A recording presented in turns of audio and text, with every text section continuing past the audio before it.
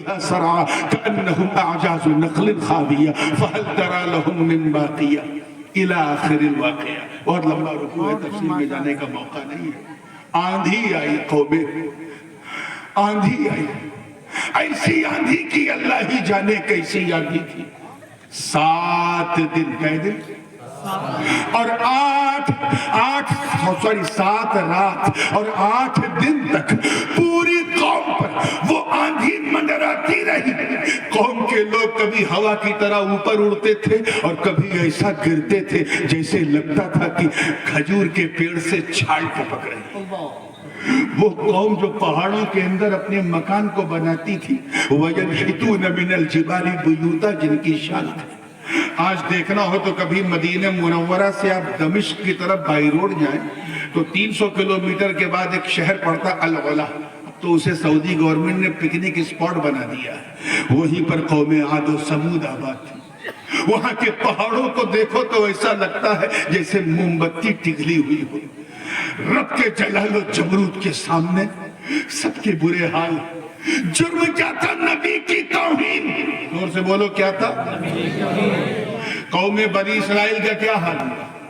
حضرت موسیٰ نے اپنی قوم سے کہا چلو فرعون بہت سرکش ہو گیا ہے، اس سے جہاد کرنا ہے.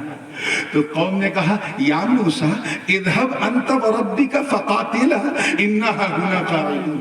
اے موسیٰ جاؤ تم اور تمہارا رب لڑو، ہم تو یہی بیٹھے رہیں گے. صرف اتنا کہا تھا، ایسا عذاب آیا کہ دریائے نیل نکل گئی. وہی بچے رہے جو دامن کلیم پکڑ کے پار ہو گئے. جرم کیا تھا؟ نبی کی توہین. کیا کہ کتنی مثالیں ہیں. میں آپ سے پوچھتا ہوں الہ آباد والوں، ایمانداری سے بتانا کہ ایک فرعون تھا، عذاب آ گیا. ایک نمرود تھا، عذاب آ گیا. ایک حامان تھا، عذاب آ گیا. ایک شداد تھا، عذاب آ گیا. مگر رحمت للعالمین کی، رحمت للعالمین ہی دیکھو کہ نبی نے قدم رکھا تو عذاب آنا بند. واہ واہ، اگر جو کہوں گا عذاب آنا، زور سے بولو، بند. حق تو یہ ہے کہ مکے میں سینکڑوں فرعون گھوم رہے ہیں، پھر بھی عذاب آنے کو تیار نہیں. 50 نمرود آقا کے سامنے چل پھر رہے ہیں، پھر بھی عذاب آنے کو تیار نہیں. کوئی نبی کی راہوں میں کانٹے بچھا رہا ہے، پھر بھی عذاب آنے کو تیار نہیں. مصطفیٰ جان رحمت کے جسم پاک پر ناپاک کو جھڑی پھینکی جا رہی ہے، پھر بھی عذاب آنے کو تیار نہیں. طائف کی زمین پر رگڑ رگڑ کے آقا کے جسم پاک کو لہو لہان کیا جا رہا ہے، پھر بھی عذاب آنے کو تیار نہیں. میرے نبی کو معاذ اللہ مجنون، پاگل، ساحر، جادوگر، کاہن یعنی جوتشی اور نہ جانے کیا کیا کہا گیا، پھر بھی عذاب ہے کہ آنے کو تیار نہیں. مصطفیٰ جان رحمت کو شعب ابی طالب میں 2.5 سے 3 سال تک ہاؤس ارسٹ، نظر بند رکھا گیا، پھر بھی عذاب آنے کو تیار نہیں. میرے آقا کو تڑپایا گیا، ان کے غلاموں کو ستایا گیا، ان کو نہ جانے کتنی اذیت دی گئی. حق تو یہ ہے کہ رات ہی رات میرے نبی کو مکہ چھوڑنا پڑا، پھر بھی عذاب آنے کو تیار نہیں. ظالموں نے مدینے میں بھی آقا کو سکون سے رہنے نہ دیا، بلکہ بدر و خیبر و خندق کا مارکا ہوا، پھر بھی عذاب آنے کو تیار نہیں.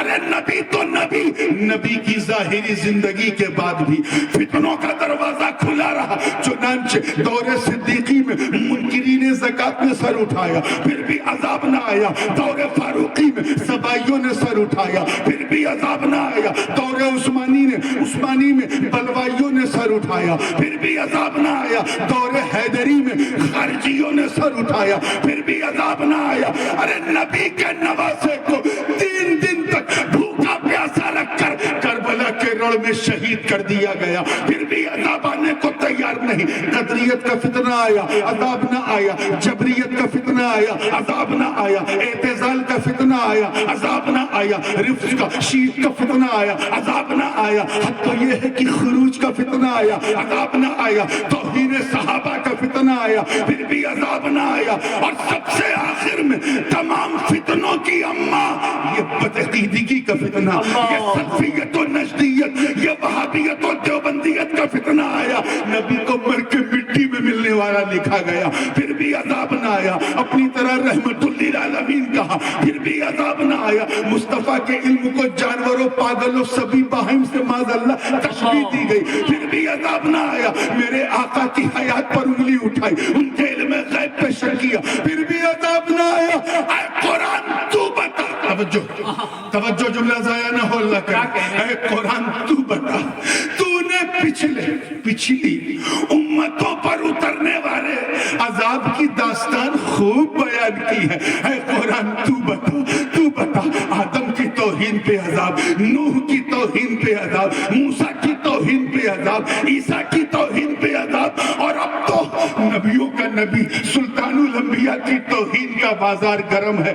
شہر شہر، نگر نگر، گلی گلی کتابیں لکھ کر توہین کی جا رہی۔ اے قرآن تو بتا، یہ اللہ کا عذاب رکا کیوں ہے؟ توجہ رہے، رکا کیوں ہے؟ تو اے سنگم کی دھرتی پہ بسنے والے، گنگا جمنی تہذیب کو اپنا اثاثہ سمجھنے والے، اے قوم کے غیور مسلمانوں، ذرا عظمت شان رسالت محمدی دیکھو۔ قرآن کی چمکتی دمکتی اور مہکتی آیت نے فیصلہ سنا دیا، کیا ما کان اللہ لیعذبہم وانت فیہم۔ اے محبوب، اللہ کا عذاب ان پر کیسے نازل ہو؟ اے میرے پیارے، جب ان کے بیچ میں آپ موجود ہو۔